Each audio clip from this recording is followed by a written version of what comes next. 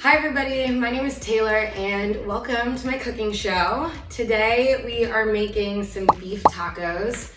Yesterday I taught myself how to make homemade flour tortillas, so I've got some of those on the back burner. I've got this beautiful 3.5 pound chuck roast from Belcampo. They're one of the farmers that I believe practices really great sustainable farming practices. Grass-fed, grass-finished, organic, humanely raised. Like, this is the kind of meat that you want to eat, and it's also available all over the country. So we have a chuck roast here. We're gonna be braising it, and basically braising is cooking low and slow with some sort of liquid. So you usually want some sort of acidic liquid because it helps the meat break down. Any kind of meat with a lot of connective tissue, like chicken thighs, chuck roast, oxtail, pork butt, pork shoulder, things like that. Roasts are things that you want to cook low and slow. That way, as you cook them, the fat starts to render out slowly. It doesn't get all gristly, and it moisturizes the meat from the inside out. So that's exactly what we're gonna be doing today. We're kind of gonna be cooking in the style that I like to cook the most, and that's just throw whatever you've got on hand into the pot and see what comes out. 90% of the time it's amazing. Very seldom does it turn out really bad. The first thing we're gonna do is we're gonna get this piece of meat seared and salted. Salted and then seared. Okay, so all of this meat, you could see some of the fatty connective tissue in it. There's like layers of meat and layers of fat. So all of this fat in between the meat is going to render down as we cook it. What kind of acid am I gonna use? Do we have any tomatoes? I want some like canned tomatoes. We could use some wine. Wine is also acidic, or we could use vinegar. Oh wait though, oh, crushed tomatoes. This is what I want. Yes. I'm preheating this heavy bottomed pot over medium high heat. I have just some canola oil here. I wouldn't typically use canola oil. I prefer grapeseed oil, but any high heat oil that you have on hand is fine. I'm just gonna coat the bottom of the pan. All right, so we're gonna put this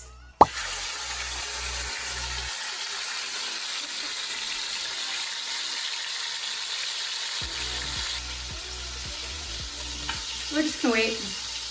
I had some onions chopped up from the chicken soup I made last night. I'm just gonna cut up 2 more onions, and then I think that's all I really got. Maybe some garlic, maybe some ginger. That sounds good. And then we'll just throw a bunch of spices in it and some tomatoes, and we'll be done with it. So that looks great.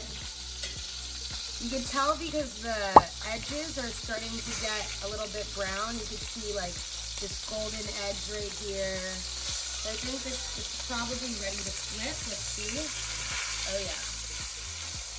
Let's come up underneath it.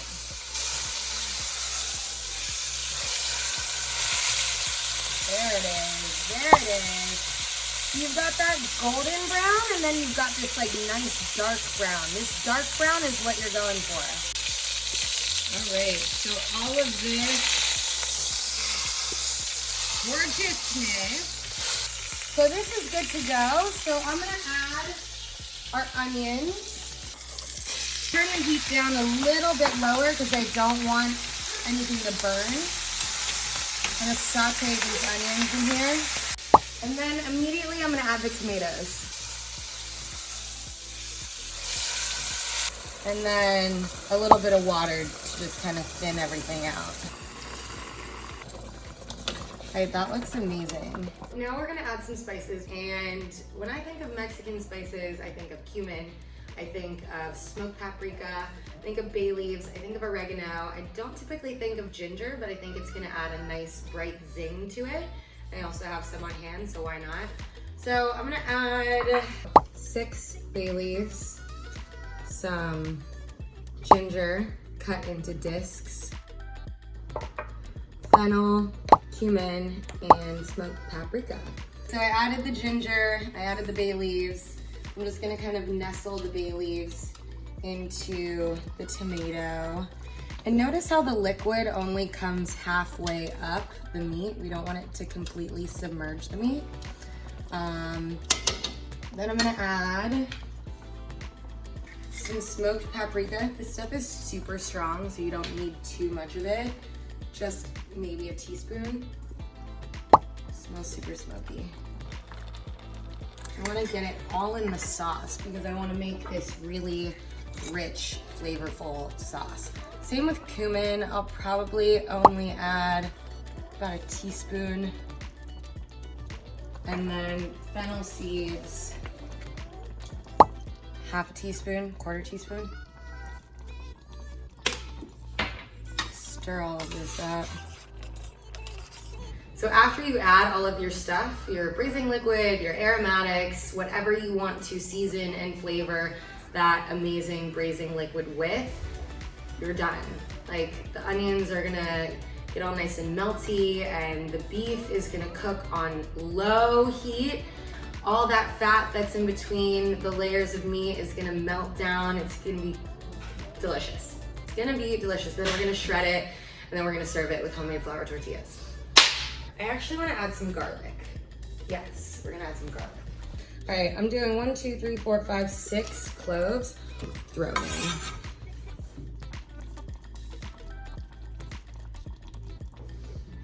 All right, we're gonna cover this 2.5 hours. I might add a little bit more water into it, depending on how the braising liquid is looking. Puppies! To be continued. Oh my goodness, Steamtown, USA. So look how beautiful. It's probably been cooking for about 2 hours now. I'm thinking we go for 4. Yeah, look at, see, all of this fat needs to render down. Oh yeah, it's gonna be delicious though. Ah!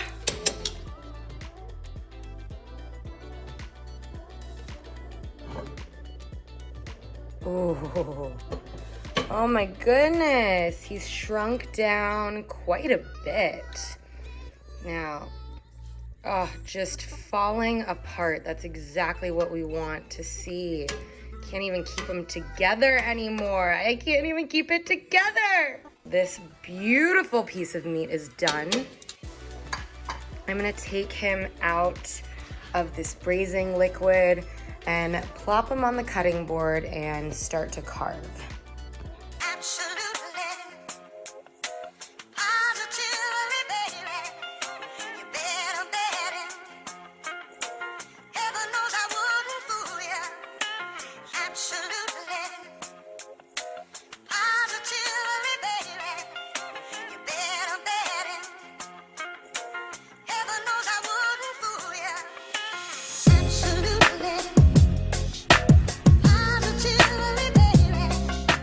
Sorry, all my vegans out there, but like, I can't even feel bad about it. Okay, so I have my tortillas that I just heated up here.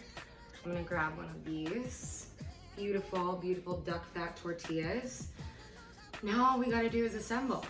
Okay, so I'm gonna grab some of my delicious looking beef. Get a little bit of that sauce. I think that is about good. Maybe one little piece. Now we're gonna go right in for this beautiful, beautiful crema. Ugh.